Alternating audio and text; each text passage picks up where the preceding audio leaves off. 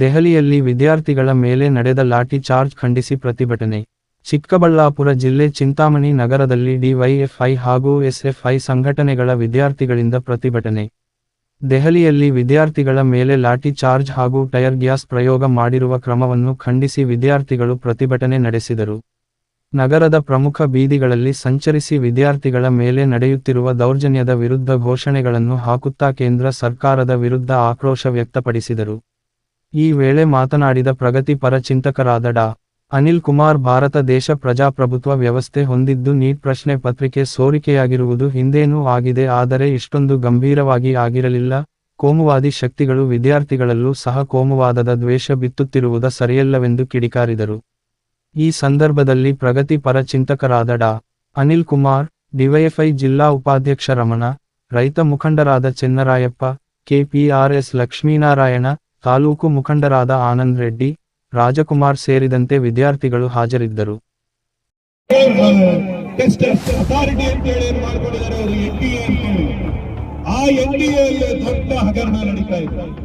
ಇದೊಂದು ಕೇವಲ ನೀಟ್ ಪರೀಕ್ಷೆಯ ಲೀಕ್ ಮಾತ್ರ ಅಲ್ಲ, ಇದುವರೆಗೂ ಕೂಡ ಸುಮಾರು 152 ಇಂತಹ ದೊಡ್ಡ ಪರೀಕ್ಷೆಗಳ ಒಂದು ಪ್ರಶ್ನೆ ಪತ್ರಿಕೆಗಳು ಸೋರಿಕೆಯಾಗಿದೆ. ಯಾಕಾಗಿದೆ ಈ ಸೋರಿಕೆ? ಈ ಪ್ರಶ್ನೆ ಎತ್ತಿದಾಗ ಕೆಲವರು ಮಾಧ್ಯಮದವರು ಮತ್ತೆ ಕೆಲವರು ಕೇಳ್ತಾ ಇರೋದೇನಪ್ಪಾ ಅಂತಂದ್ರೆ, ಈಗ ಬಿಜೆಪಿ ಸರ್ಕಾರದಲ್ಲಿ ಮಾತ್ರ ಈ ಲೀಕ್ ಆಗ್ತಾ ಇದೆಯಾ, ಮುಂಚೆ ಕಾಂಗ್ರೆಸ್ ಮತ್ತೆ ಜೆಡಿಎಸ್ ಸರ್ಕಾರ ಇದ್ದಾಗ ಲೀಕ್ ಆಗಿಲ್ವಾ ಅಂತ ಇದ್ದಾರೆ. ಹೌದು, ಅವಾಗ್ಲೂ ಲೀಕ್ ಆಗಿದೆ, ಈಗಲೂ ಲೀಕ್ ಆಗ್ತಾ ಇದೆ. ಆದ್ರೆ ಆವಾಗ ಲೀಕ್ ಆಗ್ತಾ ಇದ್ದಕ್ಕೂ ಇವಾಗ ಲೀಕ್ ಆಗ್ತಾ ಇದಕ್ಕೂ ಒಂದು ವ್ಯತ್ಯಾಸ ಇದೆ. ಆ ವ್ಯತ್ಯಾಸವನ್ನ ನಾವು ಇಲ್ಲಿ ಗಮನಿಸ್ತಾ ಇದ್ರೆ, ನಾನು ಹೇಳ್ತಾ ಇದ್ದೀನಿ, ಇವತ್ತು ನಾನು ಇದೇ ಊರಲ್ಲಿ ಬೆಳೆದಂತವನು, ಈಗ ಇದೇ ಊರಲ್ಲಿ ಇರ್ತಾ ಇರ್ತಕ್ಕಂಥವನು, ನಮ್ಮ ವಿದ್ಯಾರ್ಥಿಗಳಿಗೆ ಮುಂದಿನ ದಿವಸಗಳಲ್ಲಿ ಭವಿಷ್ಯ ಇಲ್ಲ. ಇವತ್ತು ಕೋಮು ದ್ವೇಷವನ್ನ ವಿದ್ಯಾರ್ಥಿಗಳಲ್ಲಿ ಬಿತ್ತಲಾಗಿದೆ. ಜಾತಿ ಧರ್ಮಗಳ ಮಧ್ಯೆ ಒಂದು ದ್ವೇಷವನ್ನ ಬಿತ್ತಿ ಇವತ್ತು ಒಂದು ಕೋಮುವಾದಿ ದ್ವೇಷ ರಾಜಕಾರಣವನ್ನ ಇವತ್ತು ಮಾಡಲಿಕ್ಕೆ ಇವೆಲ್ಲವೂ ಕೂಡ ಸಹಕಾರವಾಗಿ ಮಾಡ್ತಾ ಇದ್ದಾರೆ ಅನ್ನೋದನ್ನ ನಾವು ಅರ್ಥ ಮಾಡ್ಕೊಳ್ಬೇಕಾಗ್ತದೆ. ಇದು ಕೇವಲ ಒಂದು ಪ್ರಶ್ನೆ ಪತ್ರಿಕೆಯ ಲೀಕ್ ಮಾತ್ರ ಅಲ್ಲ. ಬಹಳ ಗಮನವಿಟ್ಟು ಕೇಳಿ ದಯವಿಟ್ಟು ವಿದ್ಯಾರ್ಥಿಗಳು, ಇವತ್ತೇನಾಗ್ತಾ ಇದೆ ದೇಶದಲ್ಲಿ, ನಾವು ನಮ್ಮದು ಪ್ರಜಾಪ್ರಭುತ್ವ ವ್ಯವಸ್ಥೆ. ಯಾವ ರೀತಿಯಾದಂತ ಪ್ರಜಾಪ್ರಭುತ್ವದಲ್ಲಿ ಅನೇಕ ವಿಧಾನಗಳಿದೆ.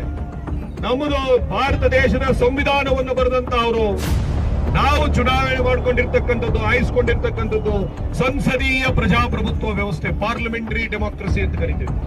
ಈ ಸಂಸದೀಯ ಪ್ರಜಾಪ್ರಭುತ್ವ ವ್ಯವಸ್ಥೆಯಲ್ಲಿ ನಾವು ಮತವನ್ನ ಚಲಾಯಿಸಿ ನಮ್ಮನ್ನು ಆಳ್ವಿಕೆ ಮಾಡಲಿಕ್ಕೆ ಬೇಕಾಗಿರ್ತಕ್ಕಂಥ ನಾಯಕರನ್ನ ನಾವೇ ಚುನಾವಣೆ ಮಾಡಿ ಅವರನ್ನ ಆಯ್ದು ಕಳಿಸ್ತೇವೆ.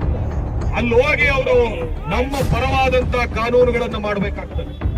ಆ ರೀತಿ ಕಾನೂನುಗಳನ್ನ ಮಾಡಿದಾಗ ಅದನ್ನ ಜಾರಿ ಮಾಡಬೇಕಾಗಿರ್ತಕ್ಕಂಥವ್ರು ಯಾರು? ಕಾನೂನು ಮಾಡತಕ್ಕಂಥದ್ದು ಪಾರ್ಲಿಮೆಂಟ್ ಮತ್ತೆ ಅಸೆಂಬ್ಲಿಯಲ್ಲಿ, ಅದನ್ನ ಜಾರಿ ಮಾಡಬೇಕಾಗಿರ್ತಕ್ಕಂಥದ್ದು ಅಧಿಕಾರಿಗಳು, ಎಕ್ಸಿಕ್ಯೂಟಿವ್ ಅಂತ ಕರಿತೇವೆ. ಆ ಅಧಿಕಾರ ಸ್ಥಾನಗಳನ್ನ ತುಂಬಿಸ್ಲಿಕ್ಕೆ ಈ ರೀತಿಯಾದಂತಹ ಪರೀಕ್ಷೆಗಳು, ಎಂಟ್ರೆನ್ಸ್ ಎಕ್ಸಾಮ್ ಇದೆ. ಅಂದ್ರೆ ಇಲ್ಲೀಗ ಪೊಲೀಸ್ ಅವರು ಬಂದು, ನೀವು ವಿದ್ಯಾರ್ಥಿಗಳು ಎಲ್ಲ ರಸ್ತೆ ರೋಕ ಮಾಡಿದಿರಿ, ಎಲ್ಲರಿಗೂ ತೊಂದರೆ ಆಗ್ತಾ ಇದೆ ಅಂತೇಳಿ 10 ನಿಮಿಷಗಳ ಕಾಲ ತೊಂದರೆ ಅನುಭವಿಸಲಿಕ್ಕೆ ಸಾಧ್ಯ ಇಲ್ಲ ಈ ಪೊಲೀಸ್ ಅವರು. ಅದೇ ವಿದ್ಯಾರ್ಥಿಗಳು ಜೀವನ ಪೂರ್ತಿ ಕಷ್ಟಪಟ್ಟು 2 ವರ್ಷ 3 ವರ್ಷ ಸತತವಾಗಿ ಓದಿ ಹಗಲು ರಾತ್ರಿ ನಿದ್ದೆಗೆಡಿಸಿಕೊಂಡು ಅವರಿಗೆ ಅವರ ಒಂದು ಪ್ರಯತ್ನದಿಂದ ಅವರಿಗೆ ಯಶಸ್ಸು ಸಿಗದಿದ್ರೆ ಅವರು ಬಿಡೋದಿಲ್ಲ. ಆದ್ರೆ ಯಾವನೋ ಒಬ್ಬ ಎಕ್ಸಾಮಿನೇಷನ್ ನಡೆಸ್ತಾ ಇದ್ದಂತವರು ಲೀಕ್ ಮಾಡಿದಂತ ಕಾರಣಕ್ಕೆ ಇವನು ವಂಚಿತನಾದ್ರೆ ಅವರು ಆತ್ಮಹತ್ಯೆ ಮಾಡಿಕೊಂಡಿರ್ತಕ್ಕಂಥವರು 26 ಜನ ವಿದ್ಯಾರ್ಥಿಗಳು ದೇಶದಲ್ಲಿ. ಇದರ ವಿರುದ್ಧ ಪ್ರತಿಭಟನೆ ಮಾಡ್ತಾ ಇದ್ರೆ, ಅಂಬೇಡ್ಕರ್ ನಮ್ಗೆಲ್ಲರಿಗೂ ಗೊತ್ತು, ಅಂಬೇಡ್ಕರ್ ಈ ಸಂವಿಧಾನವನ್ನ ಈ ದೇಶಕ್ಕೆ ಕೊಟ್ಟಂತಹ ಮಹಾನಾಯಕ. ಆ ಸಂವಿಧಾನದಲ್ಲಿ ಒಂದು ಬಹಳ ಮುಖ್ಯವಾದ ವಿಷಯ ಹೇಳಿದ್ದಾರೆ, ಇದನ್ನ ಯಾರೂ ಕೂಡ ಪ್ರಸ್ತಾವನೆ ಮಾಡ್ತಾ ಇಲ್ಲ. ಏನ್ ಹೇಳಿದ್ದಾರೆ ಅಂಬೇಡ್ಕರ್ ಸಂವಿಧಾನದಲ್ಲಿ? ನಮ್ಮ ಸಂವಿಧಾನವನ್ನು ನಾವು ರಕ್ಷಣೆ ಮಾಡಿಕೊಳ್ಬೇಕಾದ್ರೆ ಭಾರತದ ಜನತೆಯಲ್ಲಿ ಸಂವಿಧಾನ ನೈತಿಕತೆ ಅಂತಕ್ಕಂಥದ್ದು ಇರಬೇಕು ಅಂತ ಹೇಳ್ತಾರೆ. ಏನು ಈ ಕಾನ್ಸ್ಟಿಟ್ಯೂಷನಲ್ ಮೊರಾಲಿಟಿ ಅಂದ್ರೆ? ಸಂವಿಧಾನ ನೈತಿಕತೆ ಅಂದ್ರೆ ಏನು ಅಂತಂದ್ರೆ, ನಾವು ಚುನಾವಣೆ ಮಾಡಿ ಕಳಿಸಿದಂತ ಯಾರು ನಾಯಕರಿದ್ದಾರೆ, ಯಾರು ಎಂಪಿಗಳಿದ್ದಾರೆ, ಯಾರು MLAಗಳಿದ್ದಾರೆ, ಯಾರು ಪ್ರೈಮ್ ಮಿನಿಸ್ಟರ್ ಇದ್ದಾರೆ, ಯಾರು ಚೀಫ್ ಮಿನಿಸ್ಟರ್ಗಳಿದ್ದಾರೆ, ಅವರು ಜನಪರವಾದಂತ ಆಡಳಿತ ಮಾಡದಿದ್ರೆ, ಅವರು ಸಂವಿಧಾನಬದ್ಧವಾಗಿ ನಡ್ಕೊಳ್ತಾ ಇದ್ರೆ, ಸಂವಿಧಾನದ ಮೂಲ ಆಶಯಗಳಾದ ಸ್ವಾತಂತ್ರ್ಯ, ಪ್ರಜಾಪ್ರಭುತ್ವ, ಸಮಾನತೆ, ನ್ಯಾಯ, ಭ್ರಾತೃತ್ವ, ಸೆಕ್ಯುಲರಿಸಂ ಇದರ ವಿರುದ್ಧ ಏನಾದರೂ ಅವರು ನಡೀತಾ ಇದ್ರೆ ಆಗ ಜನತೆ ಬೀದಿಗಿಳಿದು ಅವರ ವಿರುದ್ಧ ಪ್ರತಿರೋಧವನ್ನು ಒಡ್ಡಬೇಕು. ಹಾಗೆ ಒಡ್ಡಿದಾಗ ಮಾತ್ರ ನಾವು ಸಂವಿಧಾನ ನೈತಿಕತೆಯನ್ನ ಪ್ರದರ್ಶನ ಮಾಡಿದಂಗೆ ಅಂತೇಳಿ ಅಂಬೇಡ್ಕರ್ ಹೇಳ್ತಾರೆ. ಇದನ್ನು ಯಾವತ್ತು ಭಾರತ ದೇಶ ಮಾಡೋದಿಲ್ವೋ ಆವತ್ತು ನಮ್ಮ ಸಂವಿಧಾನ ಸತ್ತೋಗುತ್ತೆ ಅಂತೇಳಿ ಅವರು ಬಹಳ ಸ್ಪಷ್ಟವಾಗಿ ಸಂವಿಧಾನವನ್ನ ಈ ನಾಡಿಗೆ ಅರ್ಪಿಸಿದಂತ ದಿನ 1945ರಲ್ಲಿ ಅವರು ಬಹಳ ಸ್ಪಷ್ಟವಾಗಿ ಹೇಳಿದ್ದಾರೆ. 49ರಲ್ಲಿ ಈಗ ಏನಾಗಿದೆ ನಮ್ಮ ದೇಶ, ಹೇಗೋದ್ರು ಅವರ ಪೋಸ್ಟ್ಗಳಿಗೆ ಹೇಗೋದ್ರು ಅಂದ್ರೆ ಇದೇ ಎಕ್ಸಾಮಿನೇಷನ್ ಲೀಕ್ ಇಂದ, ಇದೇ ಇನ್ಸ್ಟಿಟ್ಯೂಷನಲೈಸೇಷನ್ ಇಂದ. ನಾನು ವಿದ್ಯಾರ್ಥಿ ಆಗಿದ್ದಾಗ 1998ರಲ್ಲಿ ನಾನು CET ಬರೆದದ್ದು. ನಾನು ವಿದ್ಯಾರ್ಥಿ ಆಗಿದ್ದಾಗ CET ಕೋಚಿಂಗ್ ಸೆಂಟರ್ಗಳೇ ಇರಲಿಲ್ಲ ಕರ್ನಾಟಕ ರಾಜ್ಯದಲ್ಲಿ. ಈಗ ನೀವು ನೀಟ್ ಪರೀಕ್ಷೆ ಬರೀಬೇಕು ಅಂತಂದ್ರೆ ಆ ನೀಟ್ ಪರೀಕ್ಷೆಗಿಂತ ಮುಂಚೆ PUC ಮತ್ತು PUC ಫಸ್ಟ್ ಇಯರ್ ಮತ್ತೆ ಸೆಕೆಂಡ್ ಇಯರ್ ಅಲ್ಲಿ ನೀವು ಸುಮಾರು 1.5 ಲಕ್ಷದಿಂದ 3.5 ಲಕ್ಷ ರೂಪಾಯಿವರೆಗೂ ಕೂಡ ವರ್ಷಕ್ಕೆ ಫೀಸ್ ಅನ್ನ ಕಟ್ಟಿ ಆ ಇನ್ಸ್ಟಿಟ್ಯೂಷನ್ಗಳಲ್ಲಿ ನೀವು ಓದಿದ್ರೆ ಮಾತ್ರ ನಿಮಗೆ ಸೀಟ್ ಸಿಗ್ತಾ ಇದೆ. ಸಾಮಾನ್ಯ ಜನರು ಓದ್ತಾ ಇದ್ದವರಿಗೆ ಸೀಟ್ ಸಿಗಲ್ಲ.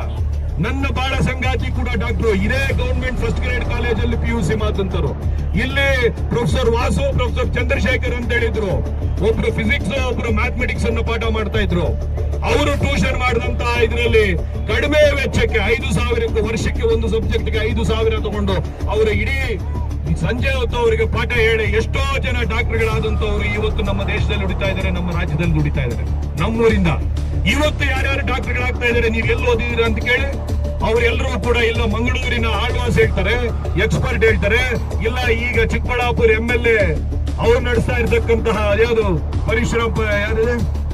ಪರಿಶ್ರಮ ಅಕಾಡೆಮಿ ಅಂತಾರೆ. ಇಲ್ಲೂ 4-5 ಅಕಾಡೆಮಿಗಳು ಹೋಗಿದೆ. ಇದು ಏನ್ ತೋರಿಸ್ತಾ ಇದೆ ಅಂತಂದ್ರೆ ಈ ರೀತಿಯಾದಂತಹ ಸಂಸ್ಥೆಗಳನ್ನು ಕಟ್ಟಿ ಎಳೆ ಮನಸ್ಸುಗಳಲ್ಲಿ ಜಾತಿ ಭೇದ ಭಾವವನ್ನು ತುಂಬಿ, ಹೋಮಾಂಧತೆಯನ್ನ ತುಂಬಿ ಇವತ್ತು ಧರ್ಮಾಂಧತೆಯನ್ನ ಆಳ್ತಕ್ಕಂಥ ರೀತಿಯಲ್ಲಿ ಇವತ್ತು ನಡೀತಾ ಇದೆ. ಆ ರೀತಿ ಆಳ್ವಿಕೆ ಮಾಡ್ತಕ್ಕಂತಹವರು ಅವರಿಗೆ ಸಹಕಾರ ಕೊಡ್ಲಿಕ್ಕೆ ಬೇಕಾಗಿರ್ತಕ್ಕಂಥ ಅಧಿಕಾರ ವರ್ಗವನ್ನು ಕೂಡ ಅವರು ಅಂತವರನ್ನೇ ಆಯ್ಕೆ ಮಾಡ್ಕೊಳ್ತಾ ಇದ್ದಾರೆ. ಯಾರು ಸಾಮಾನ್ಯ ಜನರಲ್ಲಿ ಬೆಳೆದು ಬಂದಿರ್ತಾರೆ, ಸಾಮಾನ್ಯ ಕುಟುಂಬಗಳಲ್ಲಿ ಬೆಳೆದು ಬಂದಿರ್ತಾರೆ. ಸಾಮಾನ್ಯವಾಗಿ ನಮ್ಮಲ್ಲಿ ಕುವೆಂಪು ಏನ್ ಹೇಳಿದ್ರು, ನಮ್ಮ ರಾಜ್ಯವನ್ನ ಸರ್ವ ಜನಾಂಗದ ಶಾಂತಿಯ ತೋಟ ಅಂತ ಕರೆದ್ರು. ಎಲ್ಲ ಜಾತಿ ಧರ್ಮ ಇವೆಲ್ಲರೂ ಕೂಡ ಶಾಂತಿ ಸಹಬಾಳ್ವೆಯಿಂದ ಬೆಳಿತಕ್ಕಂತ ಇರ್ತಕ್ಕಂತ ಒಂದು ಸಮಾಜ ಅಂತ ಹೇಳಿ ಕರೆದ್ರು ಕರ್ನಾಟಕ ರಾಜ್ಯವನ್ನ. ಇವತ್ತೇನಾಗಿದೆ ಅದು ಕಡಿದು ಬಿಟ್ಟಿದ್ದಾರೆ. ಹೇಗೆ ಕಡಿದ್ರು, ಹೇಗೆ ದ್ವೇಷ ಬೀಜವನ್ನು ಮಕ್ಕಳ ಮನಸ್ಸಿನಲ್ಲಿ ಅವರು ನೆಟ್ಟಿದ್ದಾರೆ ಅಂತಂದ್ರೆ ಇದೇ ಸಂಸ್ಥೆಗಳನ್ನ ಹುಟ್ಟಾಕಿ ಅದೇ ಸಂಸ್ಥೆಗಳಿಂದ ಇವತ್ತು ಪೇಪರ್ ಲೀಕ್ ಆಗ್ತಾ ಇದೆ. ಸಾಮಾನ್ಯ ಜನರು, ಬಡ ಜನರು ಇವತ್ತು ಶಿಕ್ಷಣಕ್ಕೆ ವಂಚಿತರಾಗ್ತಾ ಇದ್ದಾರೆ, ಉದ್ಯೋಗಕ್ಕೆ ವಂಚಿತರಾಗ್ತಾ ಇದ್ದಾರೆ. ಒಂದು ಕಡೆ ರೈತರ ಭೂಮಿಯನ್ನ ಕಬಳಿಕೆ ಮಾಡ್ಕೊಳ್ತಾ ಇದ್ದಾರೆ, ಕೂಲಿಗರಿಗೆ ಕೂಲಿ ಸಿಗದೆ ಆಗಿದೆ. ನನ್ನ ಹತ್ರ ಪೇಷಂಟ್ಸ್ ಬರ್ತಾರೆ, 18 ವರ್ಷದಿಂದ 22 ವರ್ಷ ವಯಸ್ಸಿರ್ತಕ್ಕಂಥವ್ರು ಬರ್ತಾರೆ. ಇವರೆಲ್ಲರೂ ಕೂಡ ಕೇವಲ ಒಂದು ಕಂಪನಿ ಕೊಡ್ತಾ ಇರ್ತಕ್ಕಂಥ 15,000ಕ್ಕೋ 20,000ಕ್ಕೋ ತಿಂಗಳಿಗೆ ಇಲ್ಲಿಂದ ದೊಡ್ಡಬಳ್ಳಾಪುರಕ್ಕೆ ಹೋಗಿ ಬರ್ತಾರೆ ಬೆಳಿಗ್ಗೆಯಿಂದ ರಾತ್ರಿವರೆಗೂ. ಇಲ್ಲಿಂದ ನರಸಾಪುರಕ್ಕೆ ಹೋಗಿ ಬರ್ತಾರೆ ಬೆಳಗ್ಗೆಯಿಂದ ರಾತ್ರಿವರೆಗೂ ಕೂಡ. ಕೈಗಾರಿಕೀಕರಣ ಮಾಡ್ತೀವಿ ಅಂತೇಳಿ ರೈತರ ಹತ್ರ ಭೂಮಿಯನ್ನ ದೋಚ್ಕೊಳ್ತಾ ಇರ್ತಕ್ಕಂಥ ಸರ್ಕಾರ. ಇದರಲ್ಲಿ ಬಿಜೆಪಿ, ಕಾಂಗ್ರೆಸ್, JDS ವ್ಯತ್ಯಾಸ ಇಲ್ಲ ಬಂಧುಗಳೇ. ನೀವು ಬಹಳ ಸ್ಪಷ್ಟವಾಗಿ ಅರ್ಥ ಮಾಡ್ಕೊಳ್ಳಿ. ಮುಂದಿನ ಭಾರತ ದೇಶದ ಭವಿಷ್ಯ ವಿದ್ಯಾರ್ಥಿಗಳ ಕೈಯಲ್ಲಿದೆ. ಆದ್ರೆ ವಿದ್ಯಾರ್ಥಿಗಳು ಈ ಎಲ್ಲಾ ವಿಚಾರಗಳನ್ನ ತಿಳ್ಕೋಬೇಕು ಅಂತಂದ್ರೆ ಈ ರೀತಿಯಾದಂತಹ ಬಹಿರಂಗ ಸಭೆಗಳಲ್ಲಿ ಸಾಧ್ಯ ಇಲ್ಲ, ಈ ರೀತಿಯಾದಂತಹ ಹೋರಾಟಗಳಲ್ಲಿ ಸಾಧ್ಯ ಇಲ್ಲ, ನಿಮ್ಮ ಶಿಕ್ಷಣ ವ್ಯವಸ್ಥೆಯಲ್ಲೂ ಸಾಧ್ಯ ಇಲ್ಲ. ನಾವೇನು ಪೇಪರ್ಗಳು ಓದ್ತೀವಿ, ನ್ಯೂಸ್ ಪೇಪರ್ಗಳಲ್ಲಿ ಸಾಧ್ಯ ಇಲ್ಲ, ಟಿವಿಗಳಲ್ಲಿ ಸಾಧ್ಯ ಇಲ್ಲ, ನಿಮ್ಮ ಸೋಷಿಯಲ್ ಮೀಡಿಯಾದಲ್ಲಿ ಸಾಧ್ಯ ಇಲ್ಲ. ನೀವು ವಿದ್ಯಾರ್ಥಿ ಸಂಘಟನೆ ಆದಂತಹ SFI, DYFI ಅಲ್ಲಿ ಸಂಘಟಿತರಾದ್ರೆ ಮಾತ್ರ ದೇಶದಲ್ಲಿ ಏನ್ ನಡೀತಾ ಇದೆ, ನಮ್ಮ ಬದುಕು ಹೆಂಗಿದೆ ಅಂತೇಳಿ ಅರ್ಥ ಮಾಡ್ಕೊಳ್ಳಿಕ್ಕೆ ಸಾಧ್ಯ ಆಗ್ತದೆ. ಬೇರೆ ಇವತ್ತು ABVP ವಿದ್ಯಾರ್ಥಿ ಸಂಘಟನೆ ಇತ್ತು, ಇಷ್ಟು ದೊಡ್ಡ ಕರ್ಮಕಾಂಡ ವಿದ್ಯಾರ್ಥಿಗಳ ಮೇಲೆ ನಡೀತಾ ಇದೆ. ಮೊನ್ನೆ ನಡೆದಂತ ಲಾಠಿ ಚಾರ್ಜ್ ಅಲ್ಲಿ ಆಸ್ಪತ್ರೆಯಲ್ಲಿದ್ದಂತ ಒಬ್ಬ 22 ವಯಸ್ಸಿನ ಒಬ್ಬ ಹೆಣ್ಣು ಮಗಳು ನಿನ್ನೆ ಸಾವಪ್ಪಿದ್ದಾಳೆ. ಯಾರು ಇದಕ್ಕೆ ಹೊಣೆ? ಮೋದಿ ಹೊಣೆಗಾರಿಕೆ ಹೊಣಿತಾನ? ಧರ್ಮೇಂದ್ರ ಪ್ರಧಾನ್ ಹೊಣೆಗಾರಿಕೆ ಹೊಡಿತಾರ? ಅಥವಾ ಪೊಲೀಸನ್ನ ಚೂ ಬಿಟ್ಟ ಅಮಿತ್ ಶಾ ಮಾಡ್ತಾನ? ನಿಜವಾದ ಪೊಲೀಸ್ ಅಲ್ಲಿಲ್ಲ.